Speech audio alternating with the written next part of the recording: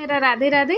ये देखिए क्वेश्चन बच्चों आपके लिए ऑब्जेक्टिव क्वेश्चन हमसे लेकर आए हैं। देखिएगा और आप कमेंट करके ज़रूर बताइएगा कि आपके क्वेश्चन है जो कितने हैं जो आपके सही हो रहे हैं, ठीक है।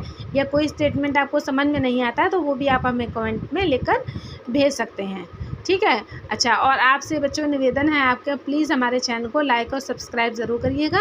अगर टेलीग्राम ज्वाइन करना है तो वो भी ASMG नाम से बना हुआ है, उसे भी आप music class TGT music class के नाम से उसे भी आप है जो ज्वाइन कर सकते हैं और शेयर कर सकते हैं। चलो अच्छा, चलिए बच्चों ये क्वेश्चन है, देखिए लिखा है रात के 12 बजे से लेकर दिन के 12 बजे तक के राग को क्या कहते हैं। ये क्वेश्चन आप लोगों ने, जो बच्चे कंपटीशन की तैयारी कर रहे हैं कंपटीशन की, तो उन्होंने है जो बहुत बार ये क्वेश्चन है सुना होगा। बहुत बच्चे कंफ्यूज भी होते हैं कि ये है जो मतलब क्वेश्चन है जिसमें कौन सा टिक लगा है, क्योंकि ऑप्शन ही इतने पास होते हैं तो कंफ्यूज होना स्वाभाविक है। तो देखिए रात के 12 बजे से लेकर दिन के 12 बजे तक के राग को क्या कहते हैं। पूर्व राग, पश्चिमी राग, उत्तर राग या दक्षिण राग। तो ऑप्शन इसका हो जाएगा उत्तर राग। अब देखिए इसका स्टेटमेंट, दिन के दूसरे भाग जैसे रात के 12 बजे से दिन के 12 बजे तक में गाए जाने वालों को उत्तर राग कहा जाता है, जबकि दिन के पहले भाग मतलब जो कि दिन के 12 बजे से लेकर रात के 12 बजे तक होता है जो राग गाए जाते हैं उसे की है जो पूर्व राग कहते हैं, ठीक है।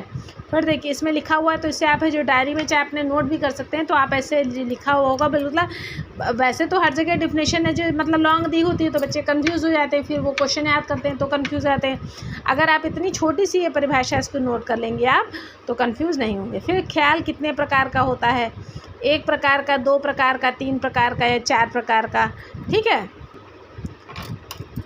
तो इसका है जो आंसर आपका हो जाएगा ख्याल। इस सबसे पहले तो जान लिए कि ख्याल है जो किस भाषा से लिया गया है।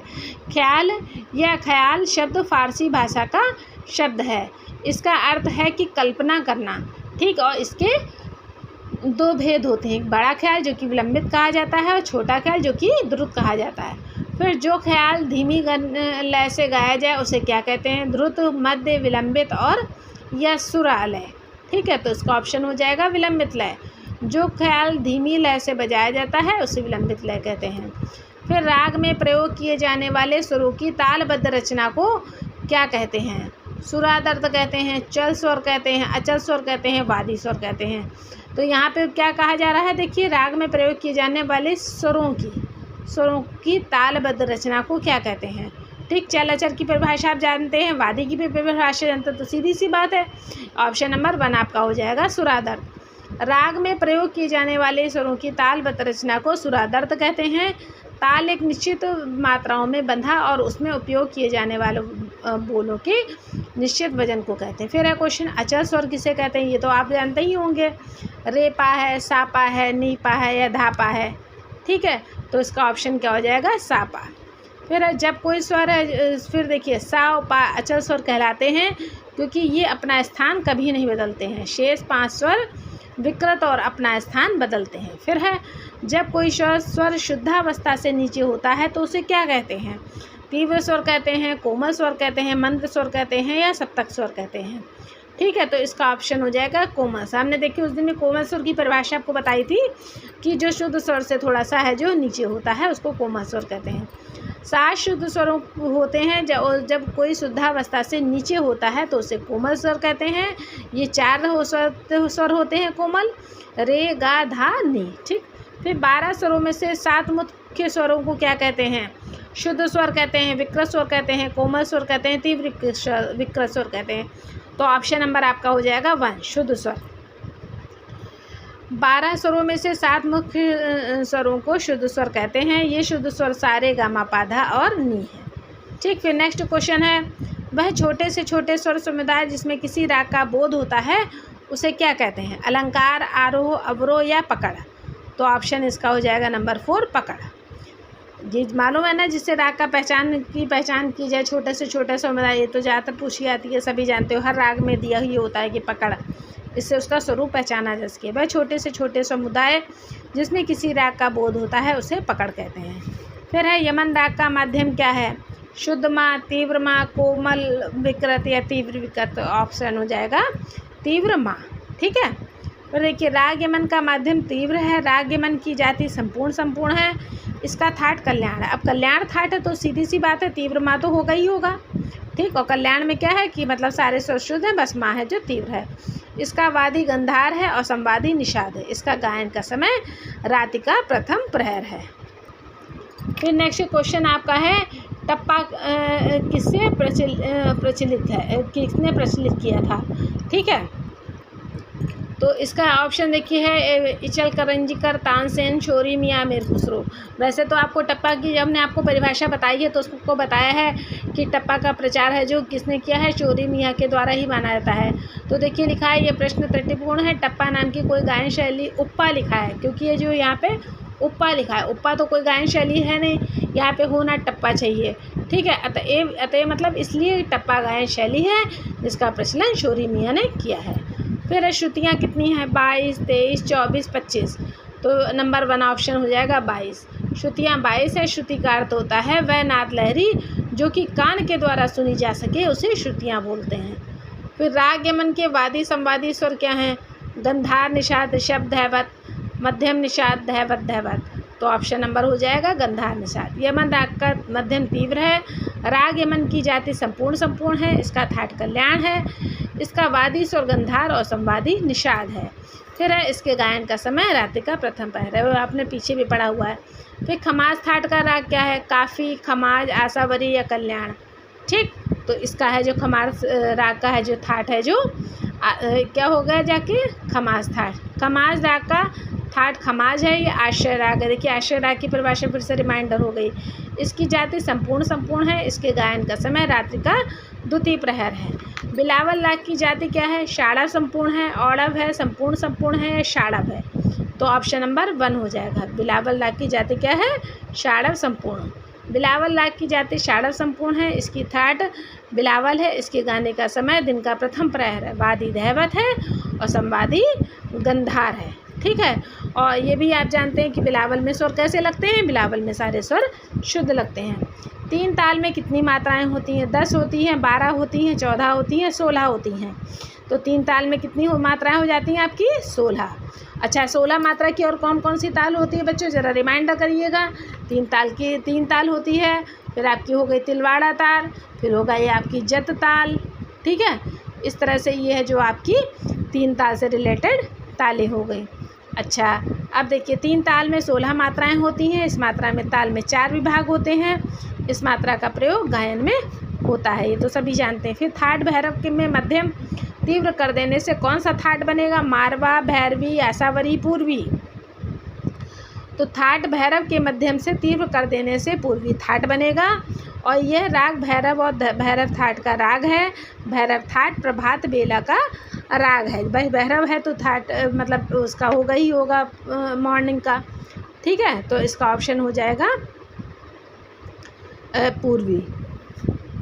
अगर इसमें थाट भैरव में अगर मध्यम तीव्र कर देंगे तो इसका हो जाएगा पूर्वी। फिर देखिए थाट भैरव में मध्यम तीव्र कर देने से पूर्वी थाट बनेगा। राग भैरव भैरव थाट का राग है और राग भैरव प्रभात बेला का राग है, जैसा कि भी हमने आपको बताया। फिर 2, 3 या 4 स्वरों के समुदाय को क्या कह सकते हैं, राग, ख्याल, तान या स्थाई। तो आंसर आपका हो जाएगा तान, ठीक है। जिसमें 2 स्वर हों, 3 स्वर हों या 4 स्वर हों उसको कहते हैं तान। देखिए अब लिखा है 2, 3, 4 स्वरों के समुदाय को तान कहते हैं। राग के स्वरों को तरंग या लहर के समान ना रुकते हुए ना ठिठकते हुए सरस संपूर्ण स्वर योजनाएं तरंगित की जाती हैं जो तान कहलाती है। देखिए इसमें पूरी तान की परिभाषा भी इन्होंने दे दी है। फिर है निम्न में से कौन सा उत्तर राग नहीं है, पूरिया, धनाशी, भैरव, विभास, रामकली। तो इसका हो जाएगा उत्तर राग कौन सा नहीं है इसमें से, आंसर हो गया पूरिया धनाशी। पूरिया धनाशी उत्तर राग नहीं है। उत्तर राग में वे राग होते हैं जो दिन के दूसरे प्रहर भाग में, जैसे रात के 12 बजे से लेकर दिन के 12 बजे के जो राग वो गाए जाते हैं उसको वो उत्तरांग राग कहते हैं, ठीक है। जैसा कि अभी हमने पूर्वांग राग की आपकी परिभाषा बताई थी, ठीक है। तो क्या हमने बताई थी आपको, हमने पूर्वांग राग की भाषा क्या बताई थी, जो मतलब दिन के 12 बजे से लेकर रात के 12 बजे पूर्वांग, और जो उसको है जो उत्तरांग बोलते हैं। फिर इतनी शक्ति हमें देना दाता किस ताल में बजाई जाती है, खेमटा में, कहरवा में, रूपक में, दादरा में। ये भी बच्चों हैं जो आप लोगों से जब एग्ज़ाम होता है, एग्ज़ाम के बाद जाकर जिसमें इंटरव्यू वगैरह होता है तो उसमें भी पूछा जाता है कि इसमें गाने में कौन सी बताइए ताल लगेगी। तो इसका आंसर हो जाएगा आपका दादरा ताल। इतनी शक्ति हमें देना दाता दादरा ताल में है। दादरा ताल 6 मात्राओं की ताल है। इसके 2 विभाग होते हैं। यह ताल फिल्मी गीत, लोकगीत और भजन में प्रयोग होती है। फिर है निम्न में से किस फिल्म में प्रसिद्ध शास्त्रीय संगीत की जोड़ी शिव हरि का संगीत नहीं है? साहिबा, बॉबी, चांदनी और सिलसिला। तो ऑप्शन इसका हो जाएगा बॉबी। ठीक है। अब देखिए फिल्म बॉबी में शास्त्रीय संगीत की जोड़ी शिव हरि का संगीत नहीं है, जबकि लक्ष्मीकांत प्यारेलाल ताल का संगीत है। देखिए ये भी है जो एक क्वेश्चन इस टाइप से भी बनते हैं, देखिएगा ध्यान से। फिर है निम्न में से कौन तानपुरे का अंग नहीं है? पना, अटी और तबली, मनका। ठीक है। तो ऑप्शन इसका हो जाएगा नंबर 1 पना।